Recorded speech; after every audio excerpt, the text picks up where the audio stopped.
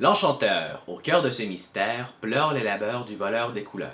Alors, la difficulté dans ce virlangue-là, c'est le son heure. Euh, il y a différentes mauvaises conceptions de ce son-là. C'est-à-dire que quand c'est écrit EU, on va souvent, en se disant qu'on va bien le prononcer, faire le son E, parce qu'on sait que EU, ça fait E, mais c'est vraiment pas le cas, en fait, tout le temps.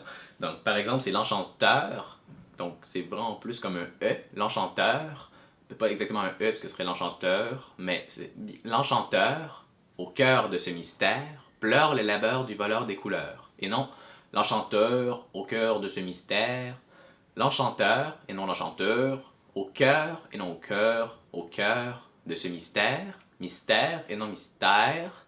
Euh, Ça, c'est une autre difficulté. Donc, le son R.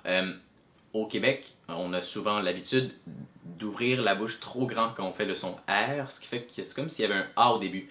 Mystère, R, alors qu'il n'y en a pas. C'est ce mystère, donc R. Donc c'est juste de refermer un petit peu la bouche pour plus qu'on entende de A au début. Donc l'enchanteur au cœur de ce mystère et non l'enchanteur au cœur de ce mystère. R. On dirait que c'est comme une petite vague qu'on fait. Mystère, mystère, plus précis.